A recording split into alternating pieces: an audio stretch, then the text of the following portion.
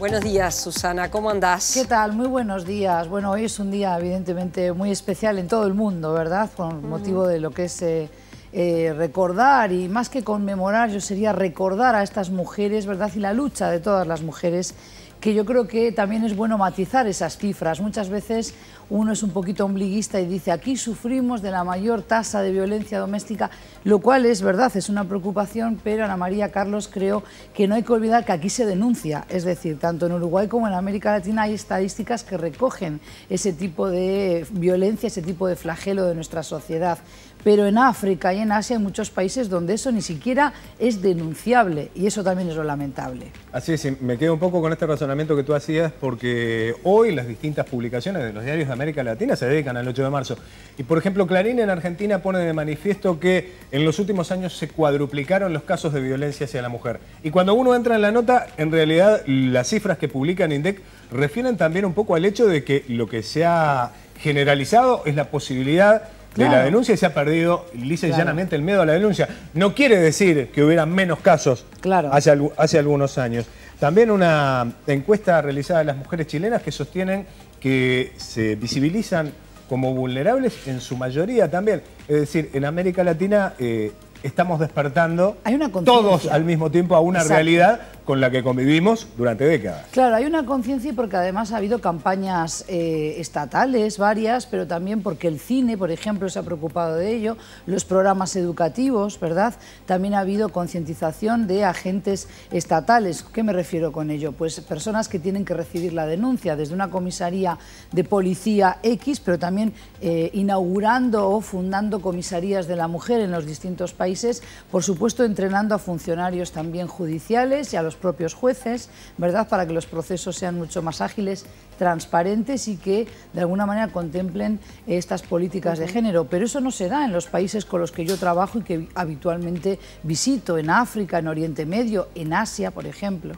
Creo que un tema que atraviesa a todos los continentes es la inequidad de género. Lo menciono porque un día sí y otro también estamos leyendo en la prensa extranjera que distintos países, los países escandinavos que están tratando de legislar al respecto para empezar a achicar esas brechas que existen, insisto, en todos los continentes, ¿no? Sí, por eso yo para nuestro análisis de hoy evité traer muchísimas estadísticas, porque me parece que los números finalmente son bastante fríos, ¿verdad? Y uno puede impactarse como no, porque siempre todo es relativo, porque las luchas de las mujeres existen en varios continentes, en varios países, dentro del mismo continente. No es la misma situación de la mujer en Polonia que en Suecia, por más que digamos todo es Europa, pero distinguimos entre Europa occidental, oriental, pero por eso a mí me parece que es importante narrar, poner el acento en aquello que se está luchando, que se está defendiendo hoy por parte de colectivos feministas, como otros que no necesariamente están integrados solo por feministas o por mujeres, ¿verdad? Es decir, la lucha de la mujer en Europa hoy es por reducir la brecha salarial. Por ejemplo, de media hay una diferencia del 20% de lo que cobran las mujeres, preparadas o no, ¿verdad?, en todas las escalas laborales. Tenemos muchas más mujeres, por ejemplo, actuando en política, pero sigue habiendo un techo de cristal. Ahí tenemos un ejemplo como España, mi propio país, para no denunciar o criticar a otros primero, pongo el mío primero, ¿verdad?, el de España. Allí tenemos que es el cuarto país de Europa en el número de parlamentarias, pero si tú te fijas después, muy poquitas llegan realmente a las cúpulas de poder, tanto en la política como también en la universidad, por ejemplo. De media tenemos un 54-55% de tasa femenina de inscripción en las universidades, Carlos y Ana María, pero muy pocas mujeres llegan al puesto de decanas o peor aún, de rector de la universidad, ¿verdad? Entonces, hoy la lucha en Europa pasa por cómo conciliar, por generar políticas, implementar políticas públicas que permitan que la mujer pueda conciliar trabajo con vida familiar, porque esto afecta incluso al número de hijos que las mujeres están dispuestas y que de hecho tienen en Europa, que sabemos que es sumamente reducido. Y ahí tristemente, digo tristemente porque para otras cosas es un ejemplo, pero Alemania, por ejemplo, no puntúa muy bien, ¿verdad? La brecha salarial existe en Alemania, es mucho más elevada que en Italia, por ejemplo. Entonces, todas estas cuestiones hay que matizarlas. Y voy a decir algo que es, de pronto puede parecer muy economicista, y en los hechos lo es. Los estudios prospectivos, tanto en Uruguay de la Oficina de Planeamiento y Presupuesto como en todas partes del mundo, que hoy en todas partes del mundo estamos hablando de los problemas de la seguridad social, necesita a las mujeres cotizando para la jubilación.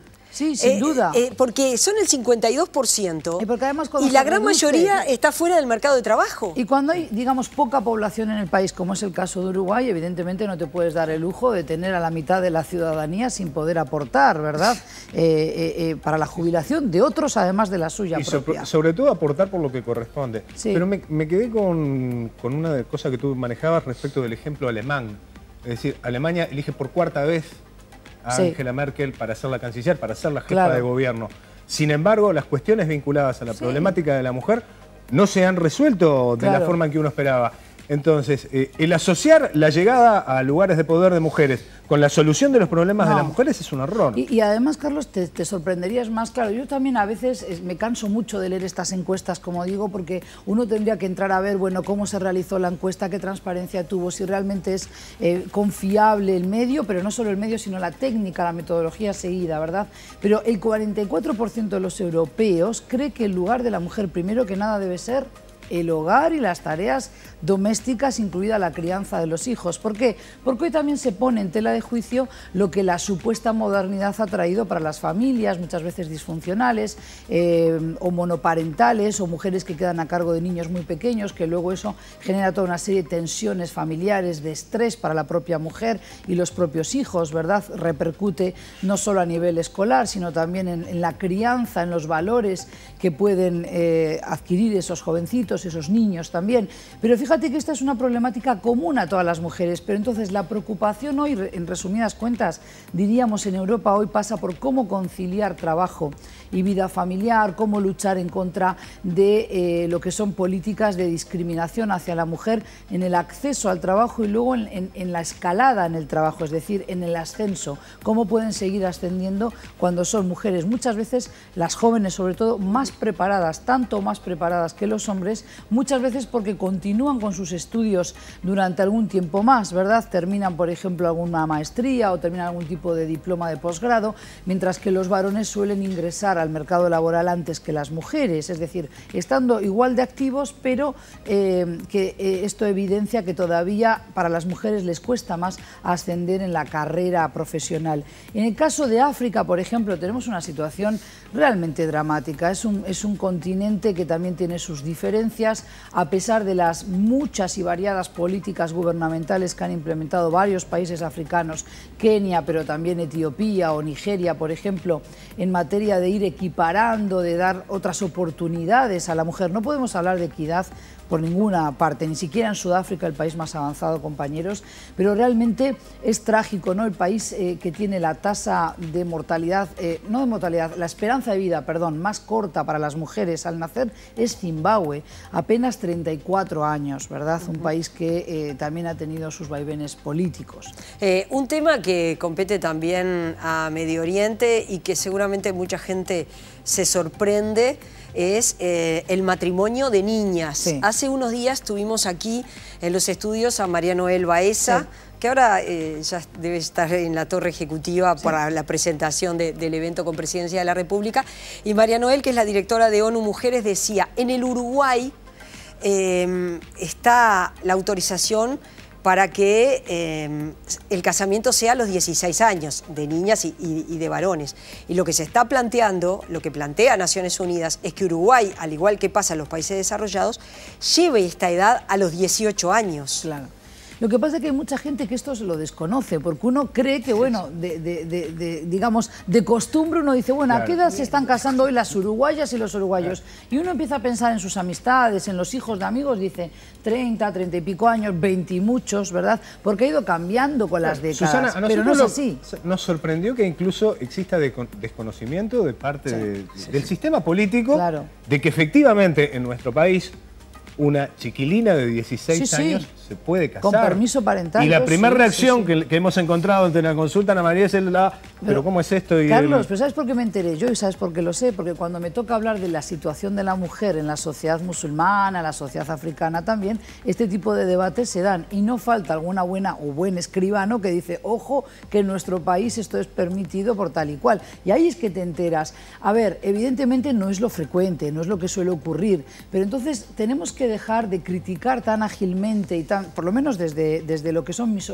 áreas objeto de estudio, yo veo que todavía en esta parte del mundo, lo que llamamos mundo occidental, desarrollado, criticamos muchísimo a otros países y no tenemos en cuenta estas circunstancias, que hay muchas mujeres en Zimbabue, en África, pero en Yemen hoy, también por lo que son los conflictos bélicos, que evidentemente su esperanza de vida es muy corta, con lo cual tienden a casarlas antes.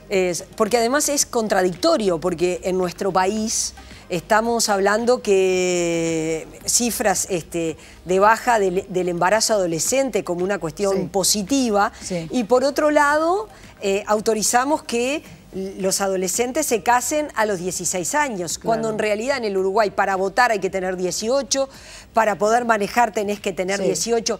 Y es un tema, como decía Carlos, ahí sentado el senador Pablo Mieres del Partido Independiente. Yo no digo que los legisladores todo el tiempo tengan que saber todos los temas, no se puede. Pero a ver, este es un proyecto que se modificó en el año 2013. Él acá no tenía ni idea de lo que le estábamos hablando. No sabía, dijo, la verdad me voy a informar. Entonces, y yo creo que es un tema que las mujeres parlamentarias van a poner arriba de la mesa y confiamos que esto se va a modificar, que en el Uruguay, como en los países desarrollados, para casarse y ser autorizado hay que tener 18 años y no 16. Y no 16, porque siguen siendo menores, siguen siendo muy jóvenes y más vamos a tener en cuenta también las circunstancias de la vida actual, ¿no? Donde yo creo que nuestros jóvenes cada vez más están muy mimados por los padres, por una sociedad que provee de otra manera, entonces pueden estirar esos años de adolescencia, ¿verdad?, de inmadurez y de crecimiento y búsqueda del proyecto de vida personal de cada cual, que no es lo que ocurre en países donde tienen que acompañar al trabajo de la familia con su propio esfuerzo, en la India, en Bangladesh, en Pakistán, pero también en Marruecos, ¿no? No tan lejos de Europa, a las puertas de Europa, como dijéramos, apenas a 14 kilómetros del sur de España, y estas realidades golpean muy duro a las mujeres y a las niñas también. Y una última, ¿no? Hace el año pasado, en el Centro de Cooperación Española, entrevisté a una abogada española y ella me contó que su responsabilidad era dirigir la unidad de género del Poder Judicial. Y cuando yo le pregunté cuándo lo habían creado, y me contó que lo habían creado en la década de los 90. En el Uruguay, el Poder Judicial creó una unidad de género en el año 2011 que está capacitando personal en un tema que se ha convertido en un tema muy grave para la sociedad uruguaya. Bueno, por estas horas los colectivos de mujeres están denunciando que por decisión de la actual Suprema Corte de Justicia, presidida por una mujer, por la doctora Elena Martínez, se está modificando esta unidad de género, se la está desarticulando, se está cambiando esto que se estaba haciendo y se está diciendo que esto es muy negativo. Tenemos un problema muy grave y la señal es hay que modificarlo, hay que cambiarlo. Algo que se creó en el 2011, cuando en Europa, en España en particular, está de la década de los 90. Pero fíjate que eso, Ana María, yo antes decía capacitar a agentes judiciales, no solo a los jueces, sino a aquellos que trabajan junto a los jueces, porque a ver, esto es un cambio de cabeza, es un cambio de toda la sociedad, para que no ocurran problemas varios que afectan primero que nada a la población más vulnerable, que sigue siendo los niños, tanto varones como niñas, pero hoy el Día de la Mujer vamos a recordar a las niñas que luego se convierten en jóvenes y en mujeres y a su vez vuelven a replicar los estereotipos, los modelos aprendidos de convivencia, de relacionamiento con otros pares. Entonces, para esto se necesita cambiar la cabeza y no existe otra manera que no sea la educación, desde la más tierna infancia, pero también de toda la sociedad. No alcanza con aprobar leyes, porque ¿de qué te sirve una ley en el papel si se desconoce en el Parlamento o si las personas que tienen que echar mano de la ley desconocen que existe o no saben para qué sirve o de qué manera ellos tienen que reaccionar ante un problema? Entonces, eso lleva mucho tiempo, lleva generaciones de cambio. Sí, Carlos, ¿qué quieres? No, me quedo pensando a la hora de enfocar en atender a esas niñas y niños lo que significa la discusión en nuestro país de las transferencias de recursos. Hace poco entrevistábamos a Gustavo de Armas, que nos ponía de manifiesto el hecho de que sin transferencia de recursos hacia esa primera infancia vulnerable en nuestro país es imposible terminar con la pobreza.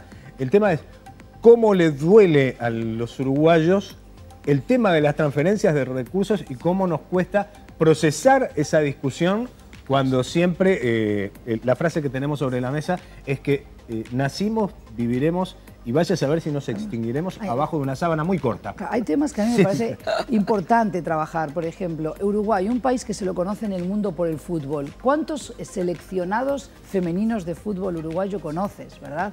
Entonces, son esas cosas que también hay que pensar. Yo tengo una hija de 8 años que le encanta jugar al fútbol, pero no es fácil que los varones acepten a niñas para jugar en el patio de la escuela. O sea, desde la tierna infancia hay que cambiar ese esquema donde las niñas tienen que seguir jugando a juegos de niñas, los varones, porque todo esto viene también dado por un sistema escolar, por una crianza de los padres, lo que seguimos regalando. No digo que todo tenga que ser juguetes asexuados, pero no podemos decir hay violencia de género y violencia doméstica y luego tenemos unas cumbias que nos cantan todo canciones donde la letra es explosiva, pero además es literalmente humillante el trato que se le concede a la mujer, los nombres. Es para todo un programa. Todo eso es para otro programa, pero es necesario. Si no cambiamos eso, no cambiamos nuestras cabezas. Si hay un padre que le hace recoger la mesa a la hija, pero al hijo lo deja allí quieto hablando de fútbol o del partido que se viene el fin de semana, ya está educando mal para que esa diferencia persista, ¿verdad?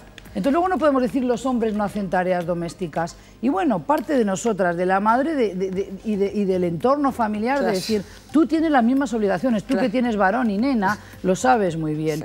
Mira que cuesta mucho y yo creo que no debemos decir, y un detalle que quiero dar, acabo de volver de Qatar, esto vamos a hacer un programa sobre ello aquí en nuestro canal, pero la gente me dice, ¿y tú allí qué haces si las mujeres no pueden hacer nada? Digo, no, fui a pasear y no hice nada. ¿Cómo me van a decir eso a mí? O sea, ¿cómo te imaginas tú? A mí quiero decir, viajar a un sitio para no decir nada, para quedarme callada, no existe. Entonces tenemos unos preconceptos y unos estereotipos que hay que romperlos.